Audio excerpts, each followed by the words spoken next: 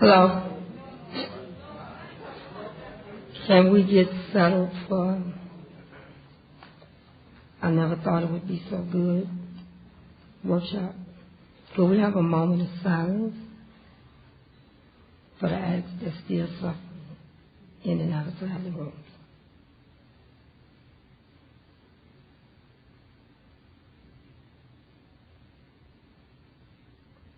Thank you. Welcome to the I Never Thought It Would Be So Good workshop of WCNA 31. My name is Veronica, and I'm an addict. I have asked Joyce to read what is the Narcotics Anonymous program. Just your name and start reading. Hi, my name is Joyce. What is the Narcotics Anonymous program? NA is a nonprofit fellowship or society of men and women for whom drugs have become a major problem. We are recovering addicts who meet regularly to help each other stay clean. This is a program to complete abstinence from all drugs. There is only one requirement for membership, the desire to stop using. We suggest that you keep an open mind and give yourself a break. Our program is a set of principles written so simply that we can follow them in our daily lives. The most important thing about them is that they work. There are no strings attached to NA. We are not affiliated with any other organizations. We have no initiation fees or dues, no pledges to sign, no promises to make to anyone. We are not connected with any political, religious, or law enforcement groups and are under no surveillance at any time. Anyone may join us regardless of age, race, sexual identity, creed, religion, or lack of religion. We are not interested in what or how much you used or who your connections were, what you have done in the past, how much or how little you have done, but only in what you want to do about your program and how we can help. Your problem. Okay. Your problem. The newcomer is only kept. Wait a minute. Take your time. The newcomer is the most important person at any meeting because we can only keep what we have by giving it away. We have learned from our group experience that those who keep coming to our meetings regularly stay clean.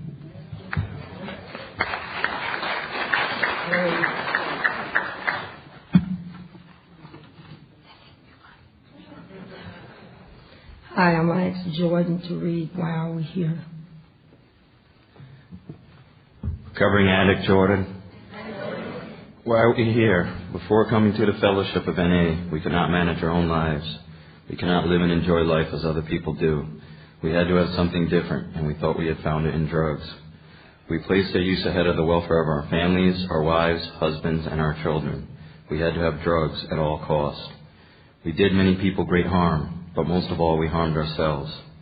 Through our inability to accept personal responsibilities, we were actually creating our own problems. We seemed to be incapable of facing life on its own terms.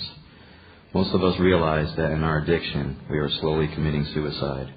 But addiction is such a cunning enemy of life that we had lost the power to do anything about it. Many of us ended up in jail or sought help through medicine, religion, and psychiatry. None of these methods was sufficient for us. Our disease always resurfaced or continued to progress until desperation we sought help from each other in Narcotics Anonymous. After coming to NA, we realized we were sick people. We suffered from a disease from which there is no known cure. It can, however, be arrested at some point, and recovery is impossible.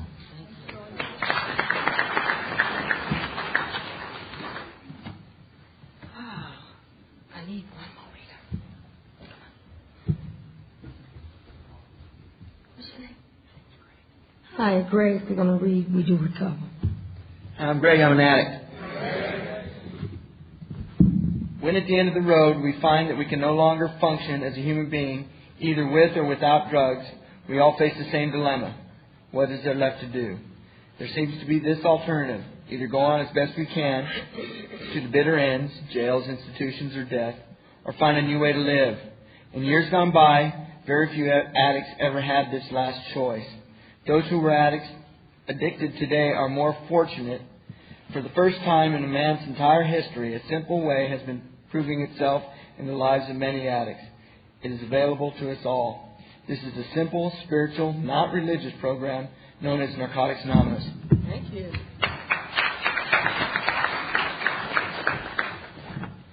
Okay, now here's the good part. I'm going to introduce the speaker, first speaker, Tony G. from Nevada.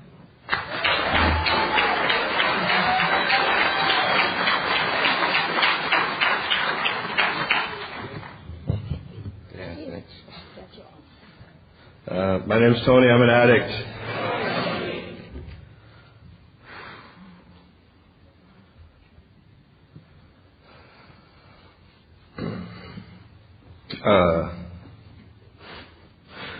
Before I get off on talking about myself and stuff, I want to thank World Services for putting on the convention, and I want to thank them for asking me to share.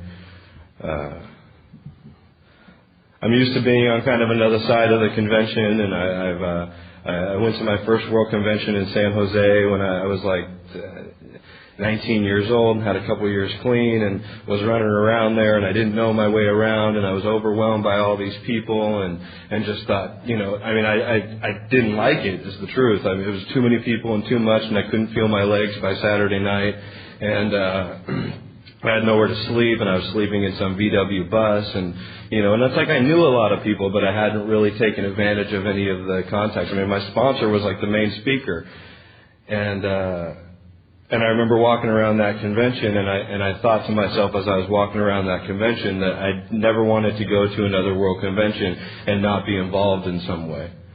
And I didn't know what I was signing up for when I said that. And needless to say, the past few World Conventions I've been blessed to be very, very involved with the conventions. And it says I'm Tony G. from Nevada, which is I'm still trying to get used to. I just moved to Las Vegas in January of this year. I got clean in Los Angeles, in the West End area of the San Fernando Valley, and now I'm back at the World Convention, and I was ready to come here as not being as involved and not doing a lot of work, and just okay, I'm going to just be an attendee, whatever that means. And I celebrated 10 years clean on April 30th of this year, and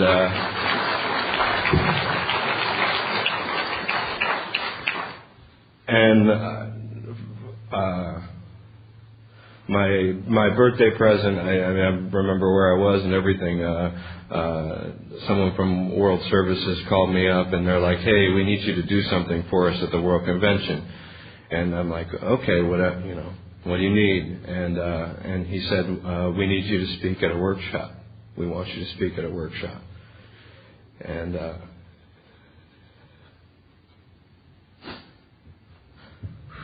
yeah, it's okay. It's real okay. It's real okay. So I'm talking to him, and this is someone I've known for a long time and everything, and my goddess, that's my goddess right there. So I'm like, okay, well, what's my topic going to be? And he's like, oh gosh, this is great. He's like, I never thought it would be this good. And I'm like, yeah, me neither. What's my topic?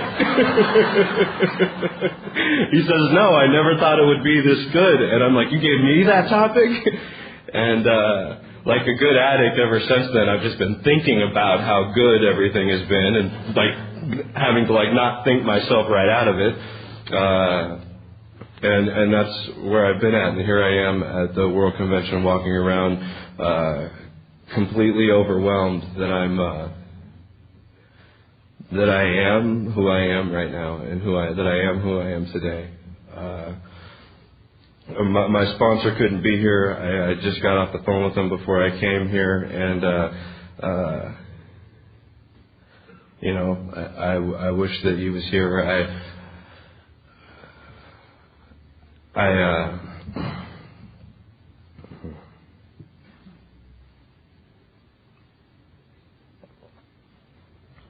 there's so many feelings inside, so much going on, and it's awesome, and it's kind of weird standing this way, but that's okay. It's kind of appropriate for me.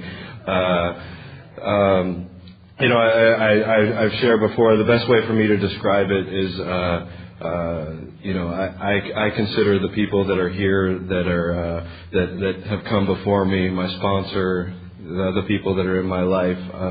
They're my heroes, and I've been watching them do recovery and watching people do recovery for a long time, and watching them, speak places and talk and sponsor people, and it's like, after continuing to keep coming back for a while, it's like there are so many, God gives me so many things to look at and so many pieces of evidence to where, like, I can't deny the fact that, like, that I don't just get to watch those people. I get to, like, be and do what it is that they're doing too. And that maybe when I grow up I can be just like them. And that I'm learning how to do that now. And, I was telling one of my sponsees who came out from Northern California, David, we were walking around last night, and we're like, are we nervous yet? And we weren't nervous yet. And then we woke up this morning, and he's in the bathroom getting ready and doing whatever, and like, he got nervous for me. And then I was getting nervous, and we were both getting nervous, and I don't have to walk through anything alone here. Even the people that love me, like, get to feel the feelings that I feel and get to be nervous with me, and we get to both feel that way, and that's the amazing part of the program. A little bit about me real quick is that I got clean when I was 17 years old. I'd been coming in to meetings like my whole life. My mom and dad met in a program. She was new, he wasn't. She was underage, he wasn't, that's like, I used to joke all the time, and it's kind of the truth, is that I say that I am truly a living, breathing product of a 13th step, and that's me. So I grew up coming to meetings and looking at people and watching people and judging everyone, and if you see little kids in meetings, they're listening. They're listening to everything we're talking about, because I used to listen to all of you, and I used to say, I am never going to wind up like that. And I spent, my life up until I got here, just trying real hard not to be like you. And here I am. So that didn't work out for me too well.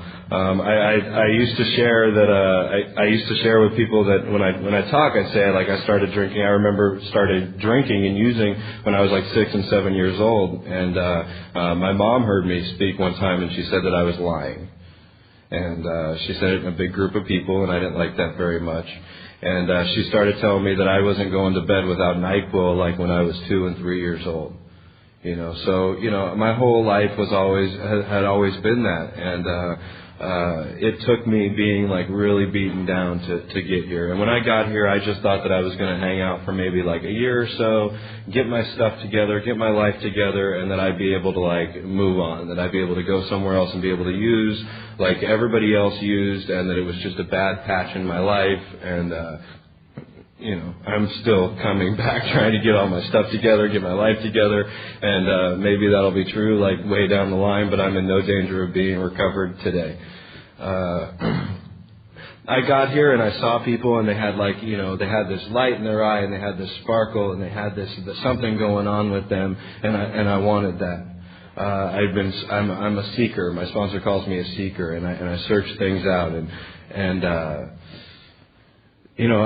I started working the steps. I started diving into the steps because that's what everybody told me to do. And I just wanted to be the poster child for Narcotics Anonymous. I just wanted to dive in, and I wanted everybody to like me, and I wanted to fit in with everybody, and I love this place. I love the people here. I love the people that walk in and that I get to see, and that just overwhelm me, and I never thought it could be this good, I just wanted to not want to die anymore. You know, I was 17 years old. I was just a little kid. I was struggling with my sexuality. I had parents, one mom who was a using addict, and a dad who the speaker before talked about someone that's, you know, abstinent, not working steps, and how dangerous that is. You know, and I got to experience the other side of that danger from my father. And I just wanted to stop hurting. You know, and I walked into this place and I saw people who were smiling and who were laughing and who were having a good time and who were loving each other. And I didn't know anything about any of that. And I didn't really believe that this program was going to work for me. But I didn't have anywhere else to go. You know, I didn't start working the steps because I wanted to. I did it because someone told me to. You know, and it was painful, and it's been painful digging. It's been painful, like growing and changing and getting in there and doing the work and everything. And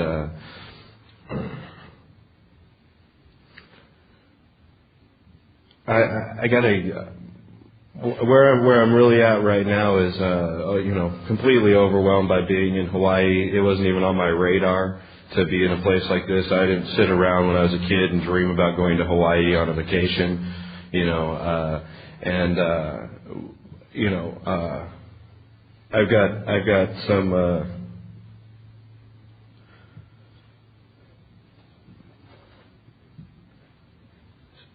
so about 2 years ago, a little over 2 years ago, I was driving with my sponsor and one of my sponsees, Dustin, and we were on our way to a convention in Las Vegas, and I got a phone call that my stepmom had died, and I shared at that convention. I got to speak at that convention,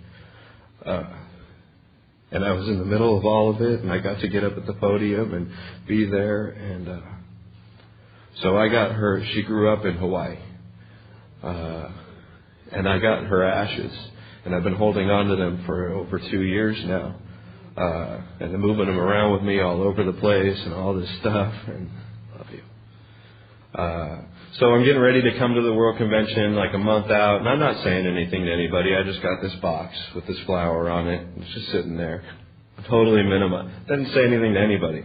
I'm like, oh, I'll just throw it in my suitcase, and I'm going to go out to the beach, and I'm going to, you know, spread her, and that'll be done. And, you know, I'd really wanted to let this go. I thought about going into the desert and doing it before I got to Hawaii, but I know how much she wanted to be, you know, here in Hawaii.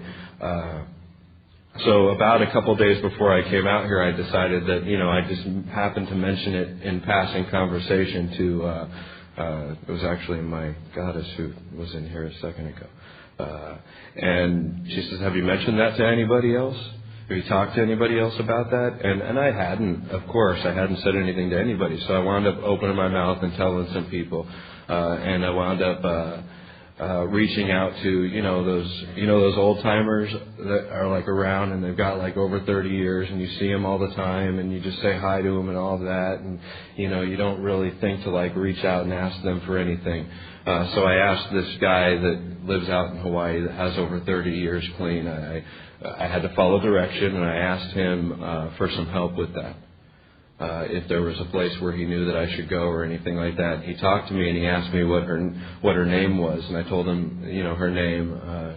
I can say it. She's dead. She's Colleen Fleming. And he said, let me see what I can do. And I was at the festival, and I was out there volunteering, and he came walking up to me, and he says, so I talked to some people, and I told them her name, and they said, you mean Coco? We used to surf with her when we were teenagers, and we would love to be a part of that and be able to help do that. And I said, wow. I said, where are they? And they said, they're right here. They're members of Narcotics Anonymous. And so these guys got around me and they just started telling me about her and what she was like when she was a kid surfing. And, you know, they said, we'll do better than just point you to a spot. We're all going to go out on a canoe and surfboards, and we're going to take her to her favorite surf spot. And So we get to do that on Sunday after the convention. You know.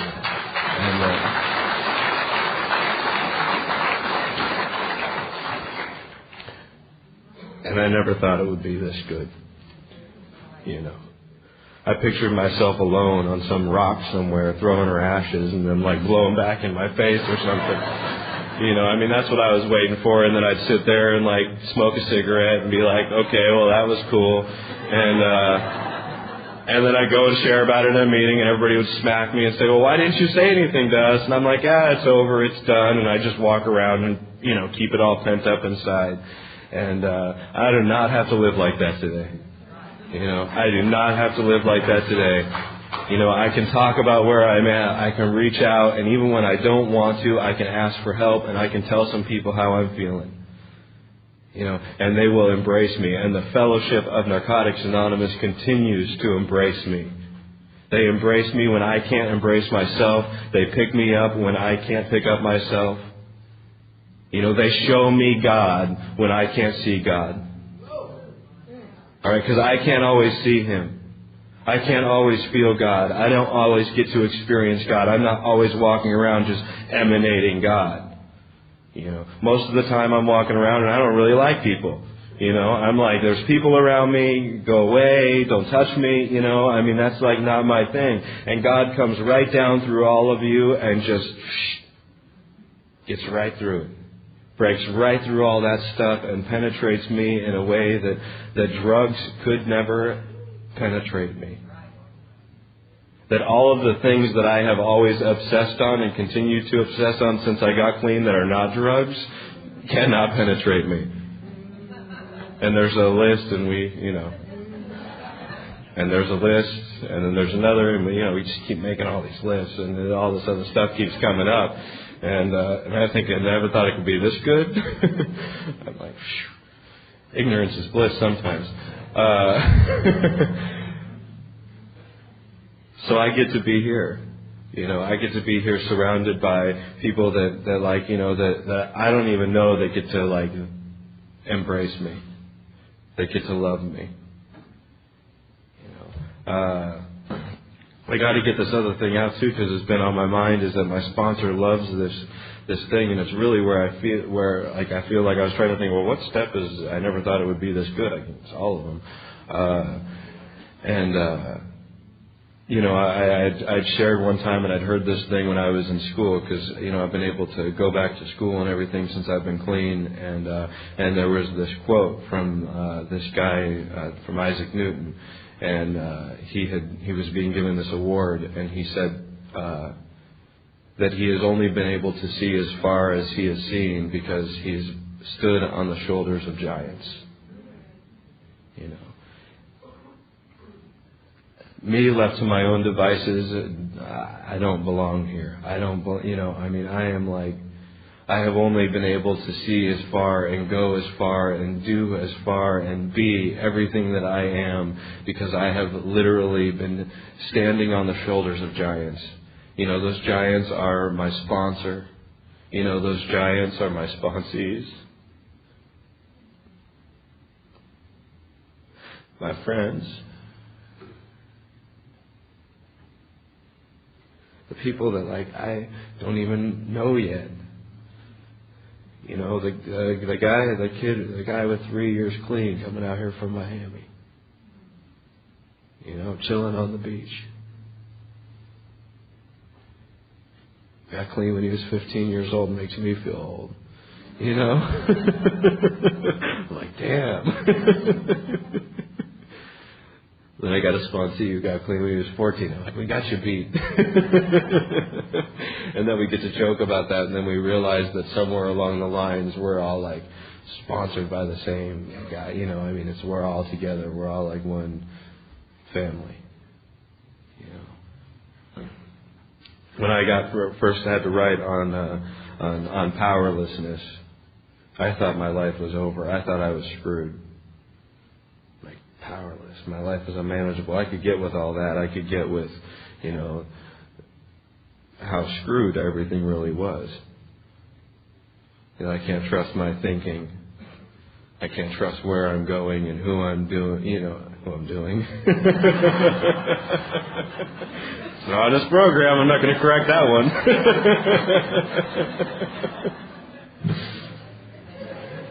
And then there's insanity in the second step. Continuing to do the same thing over and over again, expecting different results, expecting that it would get that good. And it doesn't ever get that good. Acting out on my disease and acting out on all that. That's where I expect that to come from. That's where I expect that stuff to come from. And then I wonder what is, God's will for me? What is God's will for me? Let me carry God's message. Let me do God's work. Let me do that kind of stuff. And I'm sitting in a meeting and I'm listening to one of my brothers share, and I get to just sit and listen to him, and I realize that this doesn't have anything to do with me. It doesn't have nothing to do with me. And I always thought that would really bother me. I mean, I used to do a little dance and say, it's all about me, it's all about me. And I used to really, I wanted to all be about me. And that I've realized that the freedom in the steps, the freedom in this program is that it doesn't have anything to do with me. I was having a really, I continue to create situations where I have really rough times in the program. And I had a few years clean, and I was sitting on my sponsor's couch, and I was like ready to throw in the towel. I was ready to, he says, you have everything you came here for. You have freedom from active addiction. That's it. So do you want to use or not? I said, I don't want to use today. He's like, all right. Now, you are not in Narcotics Anonymous to get anything. He says, you are here to give and you are here to do. And it was around that time that I started, I was sitting around, I had a few years clean, I was, struggling with jobs, I was, 20 years old or something like that, and I just started going back to school and doing that thing. And I remember one night I was continuing to tell people I'm way too self-obsessed to be a sponsor. I can't sponsor people. I don't have time to do it. I'm busy. I've got all this stuff going on. I'm going to do service and area and all that stuff. And I was literally having that conversation with someone one night when someone was standing in front of me and they were just like whining. They were going on and on about all this stuff, and I looked at him and I'm like, do you have a sponsor? And he's like, no. And he's a young guy too, another teenager and stuff, and I said, well, you need to get a sponsor.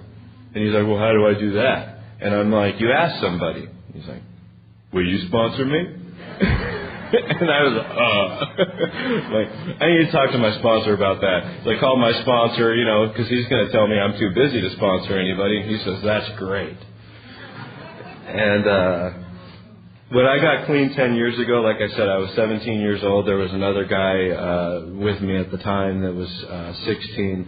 And in Los Angeles, I remember that on a Monday night, this guy named Bill drove this newcomer who was 19. He drove him an hour and a half or 2 hours across to go to a meeting where me and this other guy were at, so that he could see two other teenagers who were like clean and in recovery.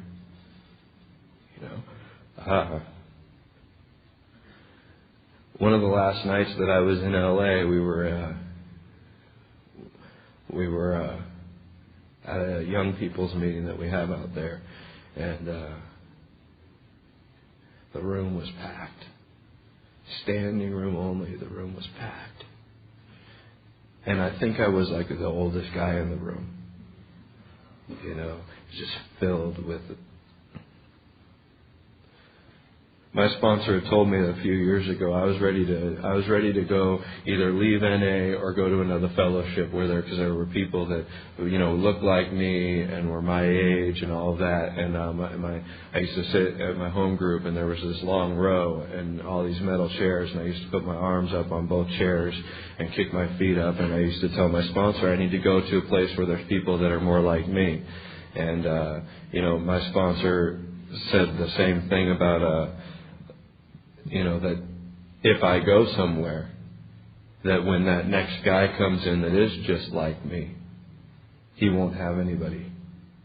That he won't be able to say that if I stay. He won't be able to say he's the only one if I stay.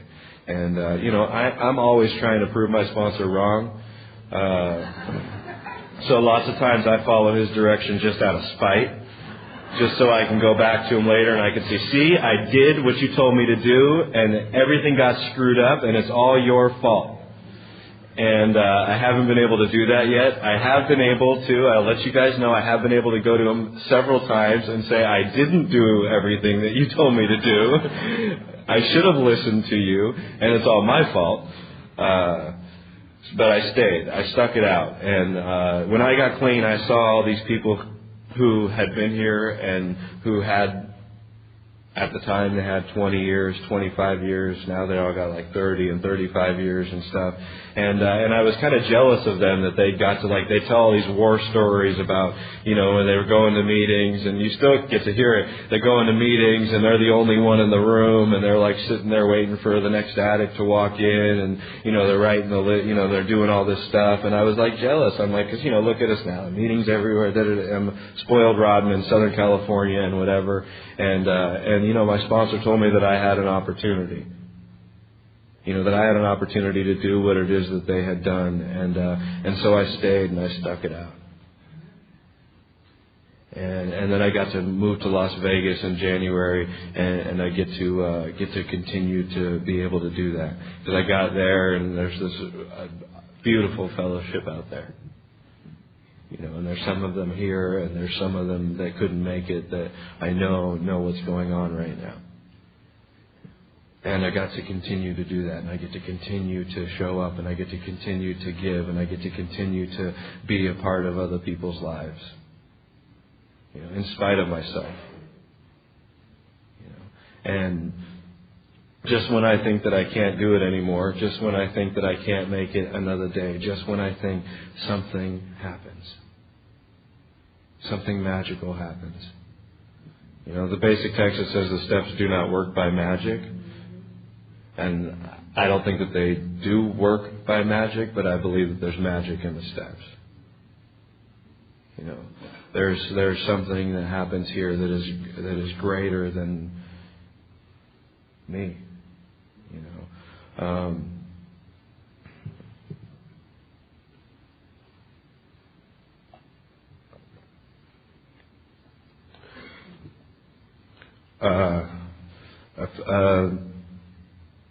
I shared about my mom. I shared about her using, and so I got to also say that 4.5 years ago, I'd stopped talking to her. I'd stopped communicating with her. I followed my sponsor's direction, and I just had to cut her off. She was a using addict, and I had to treat her like every other using addict. And I got a call, and she was in a psych hospital. And I called her up, and I talked to my sponsor first, and I called her up, and I said, "Are you done yet?" And there was a long silence, and she said yes. And so I didn't know what to do because I wasn't expecting that. So I said, "Well, let me call you back." So I hung up and I picked up and I called my sponsor. I said, "She said yes." Well, what do I do? I talked to him 12,000 times that day, and wound up grabbing a friend of mine and going and picking her up and driving her to detox, and then she went into treatment, and she's got of 5 years in January.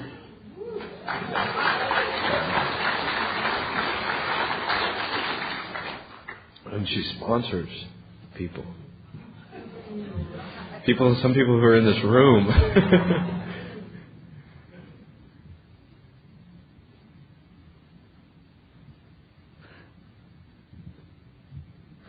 I never thought it would be this good.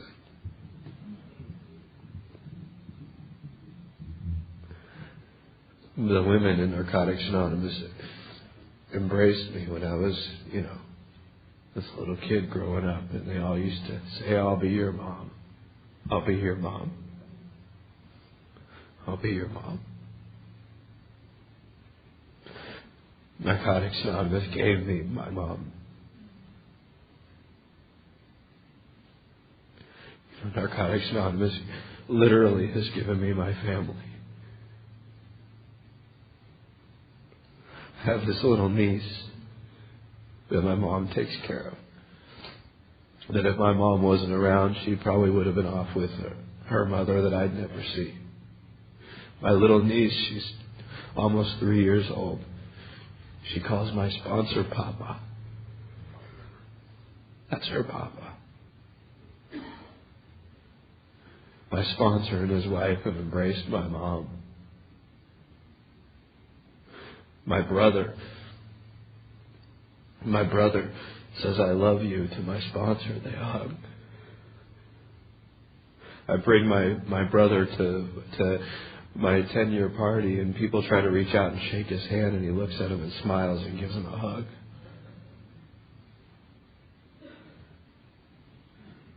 I never thought it would be this good. All I wanted to do was stop hurting. All I wanted to do was not want to die. And it took time.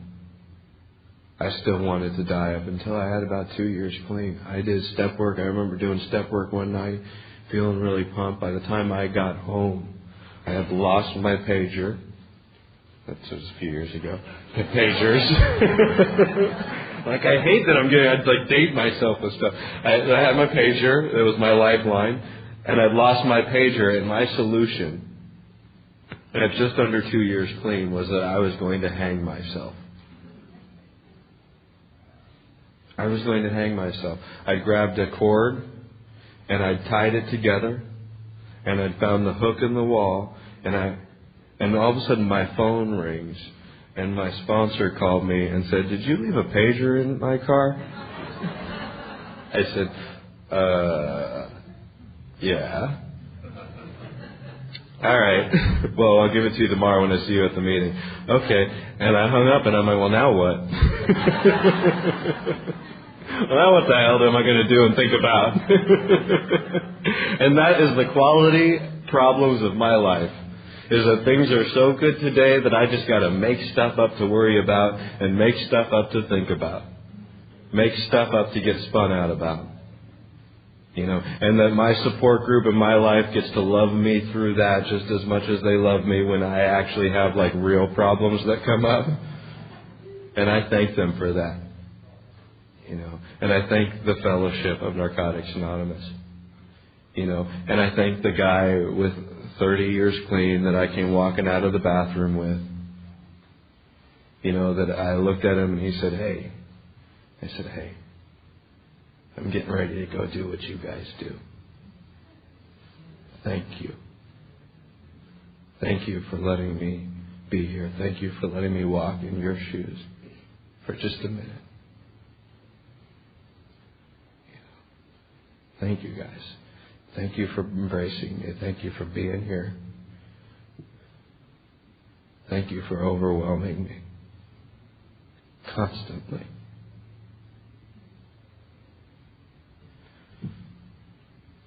That's all my time. Thank you for letting me share.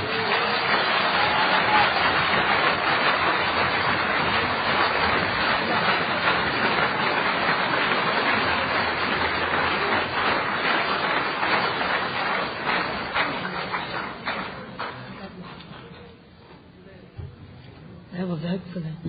Now we're going to hear Lisa.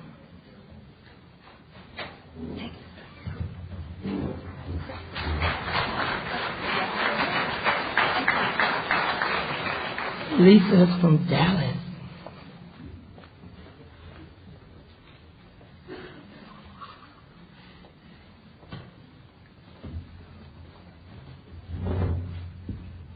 Hi, family. My name is Lisa, and I'm an addict. I want to thank World Services and the committee, all the work everybody's doing here this weekend. And I want to thank Tony. What a great job he did. Not sure I know how to follow that. I want to thank Mary that asked me to come and speak today. I was kind of the fill-in. I appreciate the honor, the opportunity to speak, and I'm sorry that Kelly couldn't be here. at the last minute from Washington. She's a really dear friend of mine, and I'm sorry she couldn't be here. We are really having a great time. Look at us. We're in Hawaii. Woo! And a topic that, wow, look around you. Did you ever think it'd be this good? You're in Hawaii, and you're having a hell of a great time. I can look at you and see that. A little bit about myself. I cleaned up in this fellowship in September of '90, and for that I am truly grateful. I was telling people before I came to Hawaii in 1974, but I didn't need a plane to get here that time. I could have flown without one. And I don't really remember a lot of being here as bits and pieces. And as some friends that I'm here with, we've driven around and looked at a few things. Yeah, I kind of remember that. Yeah, that street sounds familiar. Ooh, that looks a little bit, yeah, well, I'm not real sure. And, you know, I got on the plane looking kind of like Dolly Parton the first time I came here, with a little bit of this here and a little bit of that. And, you know, it's really funny what you remember and when you're actively using. Way different, and how I feel really much different coming to Hawaii clean and coming for a different reason. The World Convention. I remember when I got to the rooms of Narcotics Anonymous, I was 38 years old. I came out of treatment thinking, I'm never going to be able to get high again. Never going to have any fun. What the hell? I'm 38 years old. I'm single. There's going to be an old maid. Dear God, what's this going to be like? Surely we're never going to have any fun. I'm never just going to go to these meetings for the rest of my life. I have to read all that book stuff. And I've got to get one of them sponsor things. And I looked around the rooms, and for a lot of us, I know for myself, there were a lot more men in these rooms than there were women. Thank you, God. But they kept saying you need to get a woman sponsor. And no offense, but I didn't like all you women. You didn't have anything I wanted. And I really wasn't too excited about having to get one of them. So I didn't get in any hurry. But eventually I did what was suggested. I went kicking and scratching. And I got one of those. And through tough suggestions, I opened that book, and I began to work some steps. But, you know, the things I did early on were, I went to the dances, and I went to all the events, and I began to see you could kind of have fun in this program. And I thought, well, that's not so bad. You know, you could have fun in this program. And then the first thing, and I thought about this when Tony was sharing, you know, God has a really wonderful way of putting people together, especially at speaker things. We have done some things so similar that I could have just sat here and cried through his whole speech. I had 10.5 months clean when my brother was hit on a motorcycle, and 4 weeks later died from brain trauma. And any of y'all that are familiar with the Dallas area, we have a place in Whitney, Lake Whitney, called Serenity Point, for a Whitney fellowship that we do every 3 months. And I scattered my brother's ashes there. And I had less than a year clean. I was pretty pissed off about my brother dying. I really wasn't too sure about this God thing, because I hadn't really connected a whole lot with that yet. And I really wasn't too sure this thing was going to work for me. But I stuck and stayed and all that stuff, you know, because, like we shared earlier, I didn't want to die. Wasn't sure I wanted to recover. I wasn't sure I wanted to do this deal entirely. But I stayed, because the other alternative was to get loaded and die. And I really didn't want to do that, because I'd worked too hard of 19 or 20 years of shooting dope to not die, to make it to these rooms. And my brother brought me to these rooms in Narcotics Anonymous. He had about 4 years clean when he died. So I just stayed. So I continued to do what was suggested. I went to 2 and 3 and 4 meetings a day those first couple of years. And I went to every party, every event, everything they offered to try to have fun. And I danced, you know, because that was a great way to get rid of some of that energy that was still bottled up, that I was still, you know, jiggling and shaking and trying to get rid of. And I looked around and I kept thinking, wow, this could be all right. Might be a little bit of fun here. I'm okay. And I had a sponsor that we stood around the rooms looking at everybody going, yeah, okay, that one might stay, might not. Look what she's got on. Ain't she funny? Look at her. Look at him. I wasn't well by any means. I wasn't anywhere near getting there. I was still full of character defects, and that's okay. But I looked around the rooms and I thought, okay, I want to do this deal. And I saw people smiling. And I saw people with glimmers in their eye thinking, what are they doing? What they all about? And I wondered, okay, what's going on with them? What can I do different? So I began to work the steps, and I talked about being powerless and unmanageable. Well, I knew I was really unmanageable. Wasn't too sure about the powerless, because I thought I still could control something. But I couldn't. I couldn't make decisions. I couldn't put two thoughts together at the same time. I couldn't really do all that. And I thought, okay. And I sat in these rooms long enough to know that if I just don't use or put drugs in my body, I'm not going to get high, but I can maybe make this deal work for me. So I began doing the meetings regular, and I began not getting loaded, and I began working the steps and believing. And the only thing I could believe in was you. The people in Narcotics Anonymous are the first glimmer of hope that I got, because I saw it working in your lives. And that was when I began to believe it might work for me. I got a sponsor when I had 6 months clean, and that was after doing all the things you suggested don't do, like don't do a relationship. Oh, well. Did one anyway. Didn't work. I drove to Arkansas every 3 months chasing that man. I thought I could make it work. Didn't work. But I found out later, when I quit trying to run things, I found out this life could be a whole lot different. So, at about 2 years clean, God put a man in my life that I never thought would be the man I would marry.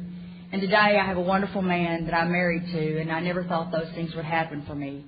And I've had a lot of tragedy in my life since I got clean. And I don't say that because it's painful for you to hear. It's just a reality. And all those things have happened, and I've gotten through those clean.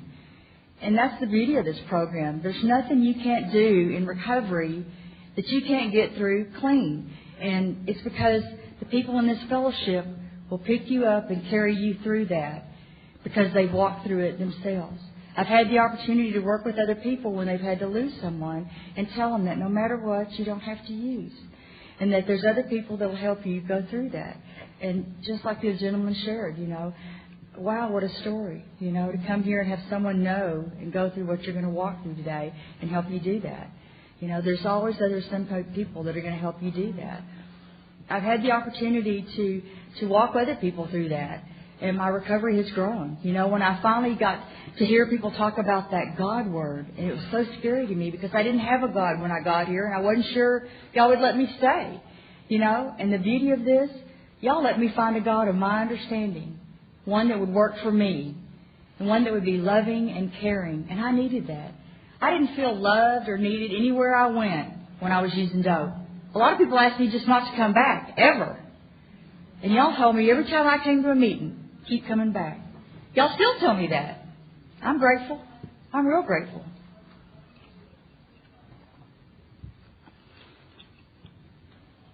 The first time I worked a 4-step, they told me I didn't have to do anything but just write it.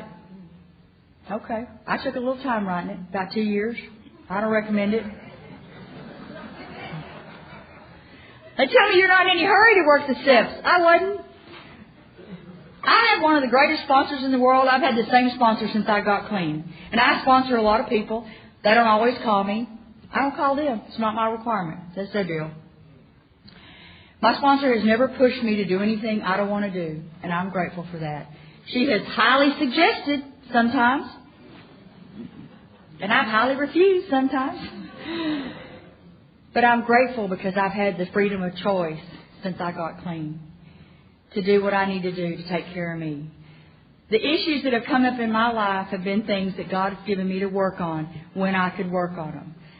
Because I had the deaths in my life. My first 2 years clean, my brother died when I had 10 and a half months clean. 6 months later, my dad was diagnosed with a brain tumor and died 6 months right after my brother did. So the first 2 years of my life, I didn't have the fortitude, I guess would be the best word, to actually really work steps. It was all I could do to hang on my ass and hang onto my chair and just not do dope and go to meetings. That was the best I could do. And it was enough.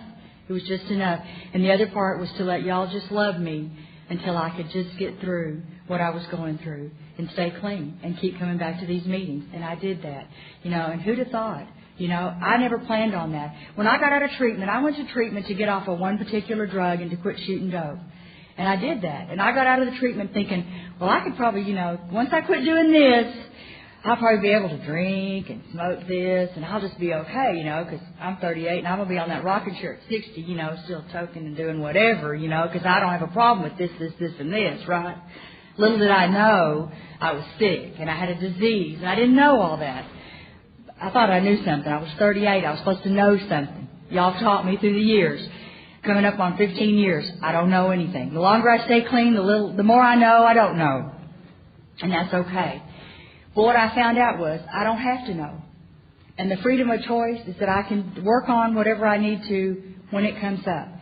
And that if I can recognize the opportunities when they are presented to me, then I can have those opportunities to be there. And so that's what the fellowship's given me. The issues I've had to work on, that little inner child work. When my dad died, it was so painful and so hard. But it was like, okay. When I sat there, my stepmom wouldn't see my dad wouldn't let me see my dad in the coffin. It was painful. But that was her and his decision. It wasn't mine. And I sat there on that front row going, is my daddy really in that box? I'll never know. I had to take her word for it. I had to trust. This fellowship has taught me I have to trust in other people and believe. Doesn't mean I have to like it. That's part of acceptance. Who'd have thought? The fellowship's taught me that it's okay to believe and trust in other people and to take risk. And that my life is good and full today. I never believed that my life could be this full and that I could trust and believe in other people. My whole biological family has passed away since I've gotten clean. I had 8 years clean. My mother died from bone and lung cancer, and I took care of her through all of that. And it was the most painful thing I've ever done in my whole life. And for the many of women that are sitting out here tonight, I'm sure several of you have lost your mother. And it is. And it's not any less for any of you men that have lost your mom or your dad. I'm just saying for me, that was the most painful thing I've walked through. But I got through it, and I did it through all the women in my support group. And I have a huge support group of women today. And I never thought it would be that good. Because I never thought I would trust the women that are in my life today. I never thought God would put such magnificent women to comfort and love me. And I never thought I would allow myself to let you love me. But I've learned to do that through this fellowship in little bitty baby steps by just letting go and trusting God. And I did that by believing in this fellowship and learning by watching you. For every person that I've lost in my life, biologically and family person, God has given me 1 or 2 or 5 or 6 of you brothers and sisters in a much bigger family than I ever imagined having. And I'm not an only child by any means today. I only had one sibling. But I've got such a huge family in this fellowship. And the people I'm here with, that I'm staying with, we were last night down here looking around. And it's like, look around you. They've never been to a world convention, okay? So it's like, wow. I said, wait till Saturday night, the main meeting. Woo! If you've never seen the main meeting, you just wait till Saturday night, y'all. I'm here to tell you. It is packed, it is full, and it is overwhelming. But it is love. It is all about love in this fellowship, I'm here to tell you. Because, we came to a fellowship. We were beaten down, we were beat up, and we were desperate. And we just wanted somebody to love you. I know that was for me. And there's not been a time that I haven't walked into a meeting and shared and said, I'm having a bad day or a day, and had somebody walked up and said, I feel your pain. I love you. Or walked in here and tell you, I don't know what to do today, but I don't want to use. Can you help me? I've never had anybody get up and walk out on me and say, can't help you. It hadn't happened in this fellowship since I've been here. And I don't believe it's going to happen as long as I stay. But the minute I walk out there and say, to heck with it, I'm screwed. I'm dead. And I'm not willing to do that today.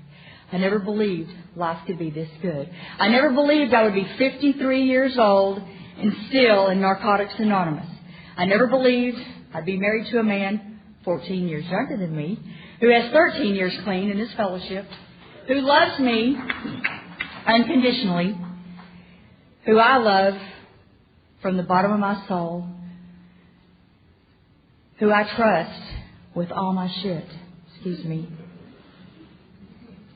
that would let me come to Hawaii without him. You know, here, bought me my ticket with his airline miles. Go to Hawaii, have a great time. He is in school. He has college. He couldn't be here. But knows that it doesn't matter. He trusts me. He goes and does his thing. I do my thing. I don't have to be at every meeting sitting next to his side. Know that I could trust that person. When I was back when, I never picked a man that could trust me to go to the bathroom by myself. I always picked the sickest one. My picker was way broke. The one that was emotionally, physically, and financially unavailable. I had the whatever. And I always picked the men that were most violent, most jealous, most unruly. Why? Because that was who I was on the inside. Where are you? Where have you been? Who you been talking to? I couldn't even talk to the men at work. Who'd you talk to at work day? That's not who I am today. I don't care who he talked to at work. If my husband doesn't look at pretty women, he's dead. You can look. Don't you be touching. But I know my husband's not going to do that. I trust my husband. It's not who we are. If you don't trust him, you don't need him. That's my philosophy. That's who I am. God's given me a gift, a listening skill. I learned that in these rooms. I really believe who you are, and I want to know what you have to say. I don't want to just hear you. I want to feel you when you talk to me. It's like when I hear you sharing a meeting, I want to be able to look in your eye and hear you talk. Y'all taught me that. I know I see people sitting in meetings going, when the guy's speaking or they're talking to the guy next to him. It really irritates the shit out of me. I go to a meeting because I need to hear what God's saying to me through you. That's the only way I hear my God speak to me. I worked real hard to get a loving, caring God in my life. And I worked real hard on that prayer and meditation. I could pray all day long. And I've been through guided meditations. I've been through that, lay down and be still. And, I want to hear God. Please, where are you? Is that you? No. I have learned to hear my God through the message being told in the rooms of Narcotics Anonymous. Because you know what? That's where He put me, in the rooms of Narcotics Anonymous. Because I needed to hear y'all. I needed to hear the life experiences going on, in these rooms. In order to teach me how to live. Because you know what? I had a living problem when I got here. I had no coping skills. I didn't know how to live. I spent a lot of years out there existing in a really shell of a body. And I didn't know life could be this good. Clean. And I didn't know that I could find a new way to live. I hear people talk about Narcotics Anonymous gave me my life back. Didn't do that. I don't want that life back. Narcotics has given me a new life. A new way to live. A better, happy, free life from active addiction. I'm happy. I'm free. I'm peaceful and I'm serene today. Not every day, not every 24 hours. You'll see me. I have a scowl on my face every now and then. I get pissed off. People irritate me. I'm not perfect. I'm not, all that and a bag of chips. I just am who I am. And I have feelings, I get it, but I have a place where I can go. I have that little warm fuzzy that I can go, okay, hang on. Like before we left today, we'd been out running around. I needed to go change clothes and get over here and sign in. And it was like, okay, wait a minute, shut the door, get on my knees. I don't do that real often, but it's like, okay, God, I just need to go do what I need to do. And I know my simplest prayer is, God, whatever I need to say, just let it fall out of my face. I'm here to do whatever I need to do, period. I don't need to practice. This is my story. This is my stuff. I didn't write a script. I'm here to do whatever I need to do. God knows that. I just suit up and show up. That's all I need to do. I'm blessed for that. I'm grateful to be a member of Narcotics Anonymous, period. In the story. That's why I'm here. Life is really wonderful. My mom died. I inherited a nice home. A lot of taxes. I sometimes wish she'd have lowered those before she died, but that's not her deal. That's the government. So, I have a decent job. I have a stressful job, but I like it for the most part. I'm grateful that I have a job. There's a lot of people in Dallas, Texas that don't have jobs. So I go to work every day. I go to work at 6 o'clock in the morning. I get up at 4:15 and drive 25 miles to work. But I'm blessed, I never knew life could be this good just by quitting using dope. And I remember a lot of times people think, well, just quit. And those so-called normal people, normal. That's a setting on your washing machine, somewhere between permanent press and cotton. There's no such thing as normal, in my opinion. They just think it's something, I've got a person in my work that they've got a person in their life that is on drugs and they really want them to quit. And I say, well, that's great. I'm glad you want them to quit. But it's not something you can just make them do. And I'll pray for that person. But if they're interested in changing their life way around, I'll be glad to bring you some literature. Be glad to help you in any way I can. But my life is wonderful today because I have a program. I have a set of tools that I pick up and I use. I strongly believe in the literature in Narcotics Anonymous. It's the best thing we've ever done. When I came to Narcotics Anonymous, we had a basic textbook and some pamphlets, a few. Thank God for the How and Why book, the Step Working Guide, and a few of the other things that they've added since I got here. But the basic text, I start all my sponsees on the basic text. You got to read it first. That's why it's called the basic text, right? That's how good my life is today. And it's because of Narcotics Anonymous. When I came here, I really thought I would just get clean. I would maybe read that book and work a few of those steps. And then I would probably move on after a year or so. I didn't really think I would ever stay. I thought, well, after I quit doing this one particular drug, and then after I stayed for a little while, I thought, okay, well, I'll just see. And then I started working the steps. And after I did the 1, 2, 3 shuffle, I got to that little 4-step thing. And I told you about that. I sat on it a while.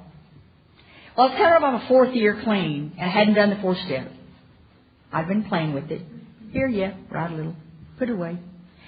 And I was embarrassed. I was humiliated and I was embarrassed. I told my sponsor, before I pick up that 4-year medallion, we're going to do this 4-step. I had to set a date finally on one of those steps. So we did. And I was like, great. And we did that 5th step. And then we got to those next 2. We're going to write about them character defects. I said, well, I don't think I have any of those. She said, call me. I'll help you write that list. God, I love her. 6 and 7 to me were the most freeing part of Narcotics Anonymous in my life. For me. Painful? Yes. Scary? Hard to look at? Yes. Because my defects and my own part and knowing who I was very hard to look at. It was very rigorously honest and brutal. But you know what? It set me free. Turned me around. Made me look at me. Life was good after 6 and 7. 8 and 9 were a breeze. Yes, I had some financial amends. Yes, I had some family amends. Hardest amends I had to make were the ones I made at the graveyard. My grandmother, who died from bone and lung cancer, same as my mother, I had stole from her financially, but I stole her Demerol when she was dying with cancer. The hardest amends I had to make at a graveyard.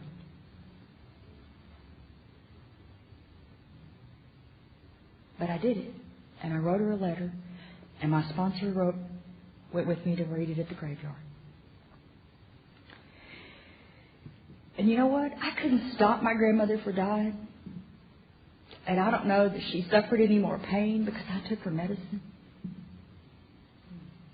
And I'm not really a bad person. I just did some really bad things.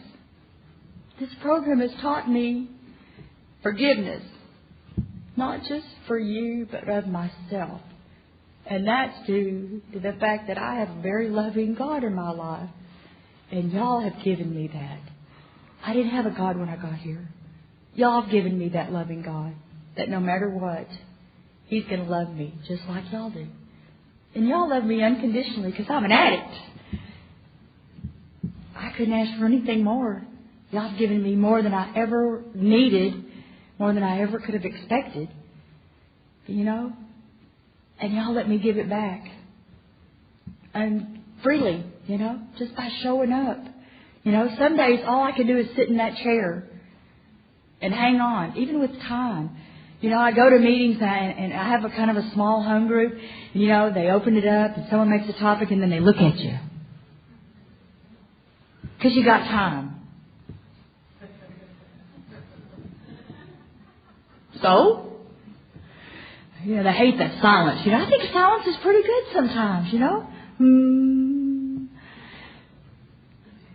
I just wait. You know, I can outwait them. I can sit a long time quiet.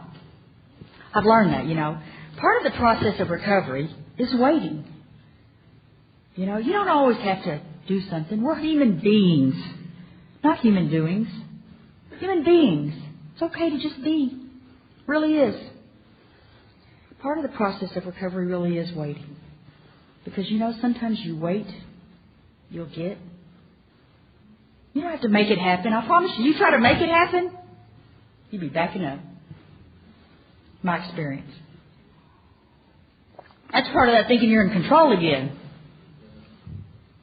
I have learned that one. I am not in control. And I'm grateful I'm not in control today. I try to control things. That's when I know my God's present. I plan, God laughs. I've learned that. And I think what I was going to a while ago was after 6 and 7, 8 and 9 was a breeze, yes. 10, that little inventory. I love living the program. That's a great pamphlet. But I can't work that every day. I'm sorry. I'm just not that good. My little mini 10th step is, did I hurt or make anything bleed today? Me or myself or anybody else? Nah, okay. I had a pretty good day. That's my mini inventory. But the best step after that was 11. My prayer and meditation. I wrote more on that step than I did on a lot of other steps. My sponsor was just overwhelmed by how much I wrote on that step. By the time I finally got to 11, and I'll tell y'all honest, I had 10 years clean before I worked all 12 steps thoroughly. And I used to be kind of ashamed about that, but I'm not. I worked a step for every year I had clean, pretty much. And I got to 11 and I was so full of God and how well I was okay with knowing what I can't always tell you that I know what God's will is, but I can surely tell you when I know what God's will isn't. And that's a good feeling for me. It's about knowing that I can go to this place at any time inside and know where I'm God-centered. And I know at one point I can stop and pray and tell you, please let me know what God's will is, because I'm fixing to make a decision that's Lisa's will, and it's not right. Because Lisa's will wants to do. I want to go right when I need to go left because I'm not right.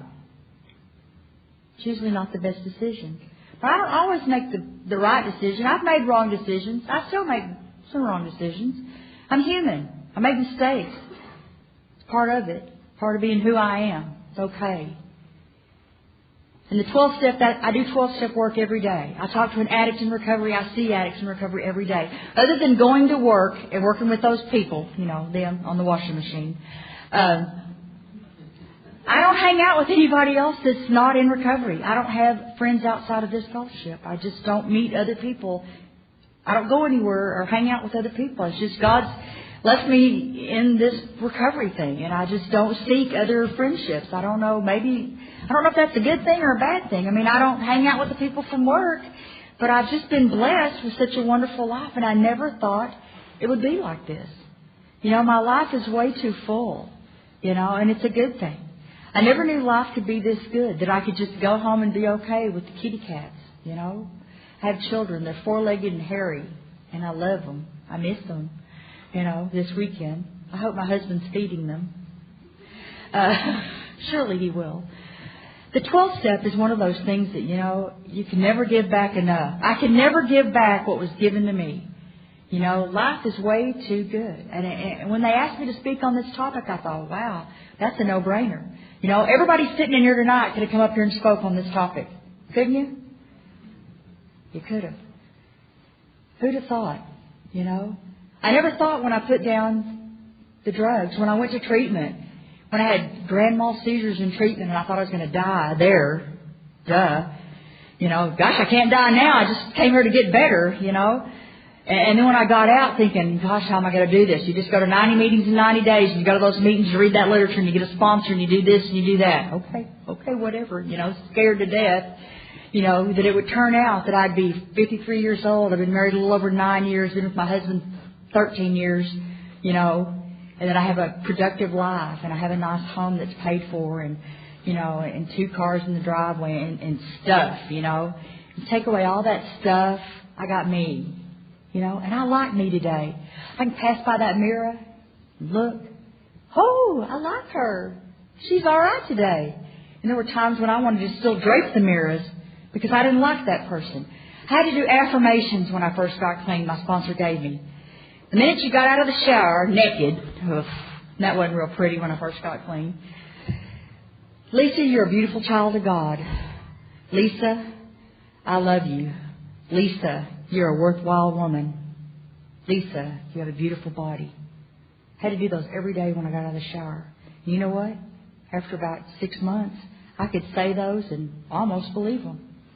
Today I didn't have them on my mirror anymore. Today I can say those things and believe them thanks to you and Narcotics Anonymous. Because I know today, I believe, maybe I don't know, I don't really know anything. I believe today that I am worthwhile. It's like in the basic text, the first words are simplicity and the last word is worthwhile. If you stay in this program long enough, you'll know that this is a very, very simple program, even though we try to complicate it. If you work those steps and you believe, because I believe, that's the only reason you believe today, is because I believe, you will know that you are worthwhile. Because we are. We're humans. And God didn't make shit. He didn't bring us this far to drop us on our tail. He just didn't. We are all worthy of God's love and of everybody's love in this room, in this convention tonight, this weekend.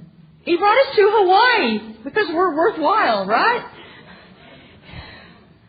I've enjoyed being here today. I really think I just need to stop here and know that I love each and every one of you. I hope to get to hug or meet you before the weekend's over. Thank you.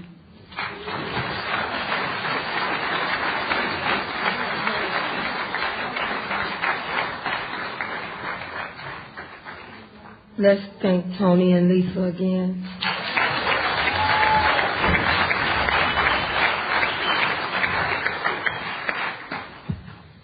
We're going to close this meeting with the third step prayer.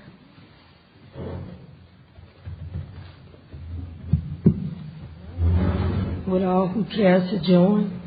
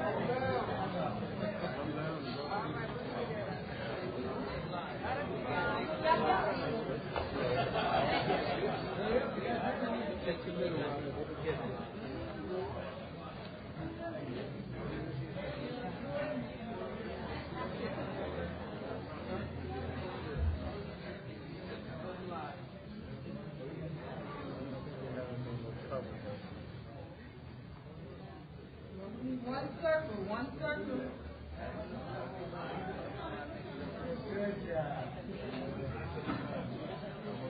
Back it up some more.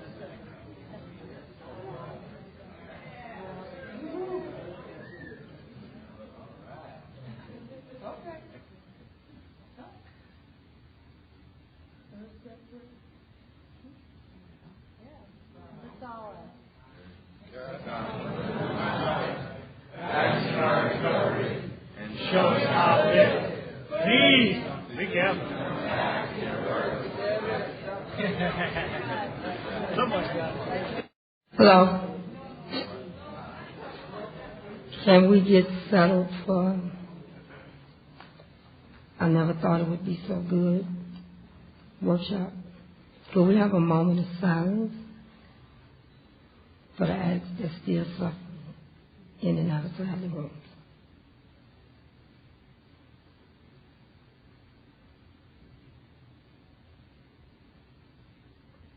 Thank you. Welcome to the I never thought it would be so good. Workshop of WCNA 31. My name is Veronica, and I'm an addict. I have asked Joyce to read what is the Narcotics Anonymous program. Just your name and start reading. Hi, my name is Joyce. What is the Narcotics Anonymous program? NA is a nonprofit fellowship or society of men and women for whom drugs have become a major problem. We are recovering addicts who meet regularly to help each other stay clean. This is a program to complete abstinence from all drugs. There is only one requirement for membership, the desire to stop using. We suggest that you keep an open mind and give yourself a break. Our program is a set of principles written so simply that we can follow them in our daily lives. The most important thing about them is that they work. There are no strings attached to NA. We are not affiliated with any other organizations. We have no initiation fees or dues, no pledges to sign, no promises to make to anyone. We are not connected with any political, religious, or law enforcement groups and are under no surveillance at any time. Anyone may join us regardless of age, race, sexual identity, creed, religion, or lack of religion. We are not interested in what or how much you use or who your connections were, what you have done in the past, how much or how little you have done, but only in what you want to do about your program and how we can help. Your problem. Okay. Your problem. The newcomer is only kept. Wait a minute. Take your time. The newcomer is the most important person at any meeting because we can only keep what we have by giving it away. We have learned from our group experience that those who keep coming to our meetings regularly stay clean.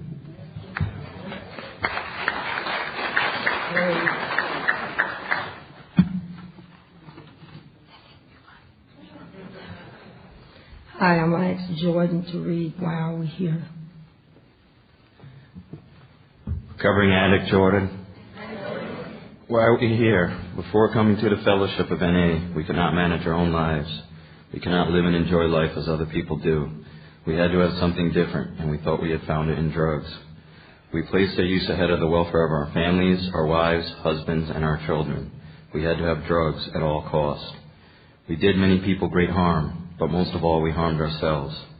Through our inability to accept personal responsibilities, we were actually creating our own problems. We seemed to be incapable of facing life on its own terms. Most of us realized that in our addiction, we were slowly committing suicide. But addiction is such a cunning enemy of life that we had lost the power to do anything about it. Many of us ended up in jail or sought help through medicine, religion, and psychiatry. None of these methods was sufficient for us.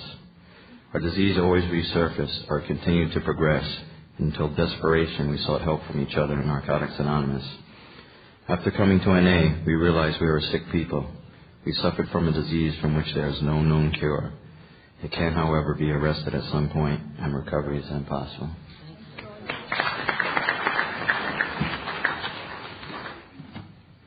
I need one more reader. What's your name? Hi, Greg. We're going to read We Do Recover. I'm Greg. I'm an addict. When at the end of the road we find that we can no longer function as a human being, either with or without drugs, we all face the same dilemma. What is there left to do? There seems to be this alternative. Either go on as best we can to the bitter ends, jails, institutions, or death, or find a new way to live. In years gone by, very few addicts ever had this last choice. Those who were addicted today are more fortunate. For the first time in a man's entire history, a simple way has been proving itself in the lives of many addicts. It is available to us all. This is a simple, spiritual, not religious program known as Narcotics Anonymous. Thank you.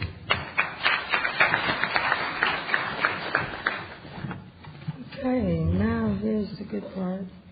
I'm going to introduce the speaker, first speaker, Tony G. from Nevada.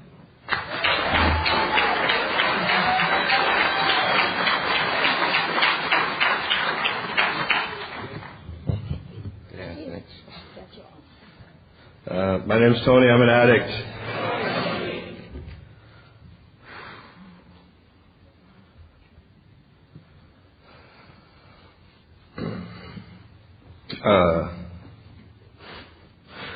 Before I get off on talking about myself and stuff, I want to thank World Services for putting on the convention, and I want to thank them for asking me to share.